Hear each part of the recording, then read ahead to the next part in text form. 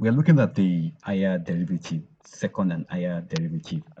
We know the first derivative is written. This is the first derivative. The first derivative is written as this. Okay. The second derivative is you are differentiating the first derivative again. Okay, respect to the function, and this will be equal to this one. So this is called the second derivative. So this one can also be called the first differential and the second differential. And you can also differentiate this one, this second differential again. That will be ddx of your second differential, and that will give you this one. Okay, so this is called the third differential or the third derivative. Okay, and it goes on like that. So let's now see the applications of these second and higher derivative. Let's see application. Let's see questions. Find square y dx square if y is equal to cos square x. That's the first one. The second one is if y is equal to cos x over 1 minus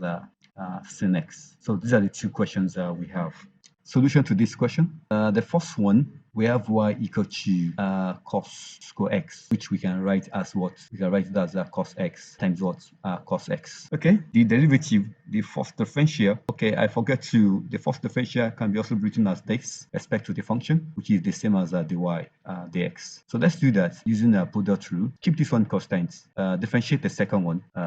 Okay, derivative of cosine is a minus sin x. Then plus this one, which is just differentiated now. Keep it constant and differentiate the first item. So this is giving you, if you do all this one together, that will give you minus 2 sin x cos x, because this one is minus sin x cos x. This is also minus sin x cos x. So minus 1 minus 1, that's minus 2. So that's what we have in that case. Then we go for the second derivative or second differential, and that will be equal to y prime prime, which is the same thing as this. Okay. So what we're going to do, the 2 to take it as a constant, just take it outside. Keep the same constants. Sin x constants, differentiate this one, that's a minus sin x, and then plus. Keep the cosine constants and differentiate sin x, which is also cos x. So we're having now minus 2 times minus sin square x plus cos square x. So that's what we have in that case. It will give us this will be equal to minus 2. You can write the positive first, that's cos square x minus sin square x. And that's the answer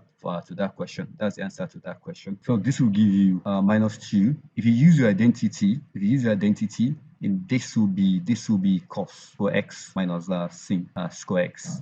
Okay, and that's cos 2x. That's cos 2x, and that finished that question. I mean the first part. Let's go to the second one. For the second one, this involve fraction, and that call for quotient rule. The numerator, we can give it a name, u. Let's call the u is the function. The numerator is u, which is cos x. Get the derivative of that as a minus sin x. Okay, the denominator is a v, which is 1 minus sin x. Get the derivative of that, which is equal to, if you differentiate 1, you get 0. So that will be the derivative of sin x is cos x. So apply the formula. The derivative, first differential, will be equal to v du dx u minus u dv dx or v squared. So make your substitution, and that will be equal to, my v is what? 1 minus sin x. Okay. Times the du dx, that's a minus sin x, minus u is cos x times the dv dx is minus cos x over the denominator, 1 minus sin x, and then square that. So that's that. And the next thing to do is to open the brackets. So if you do that, we're going to have minus sin x plus sin square x. Then again, this one times this one, we're going to have a plus cos square x over the denominator, which is 1 minus sin x or square. So we must note that sin x squared plus cos square x is equal to 1.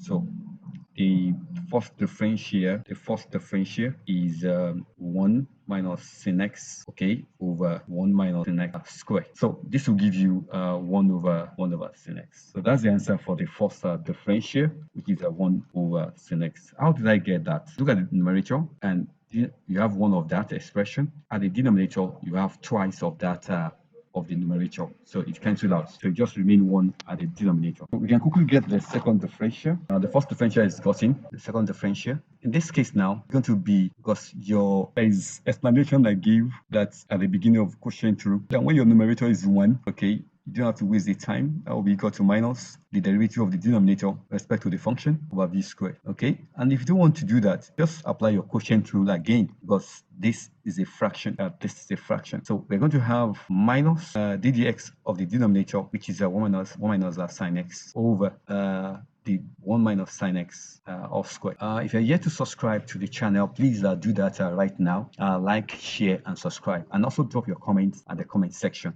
This will be equal to, if you differentiate this expression, okay, derivative of 1 is 0, so that will be equal to cosx, okay, and don't forget the minus here and the minus here.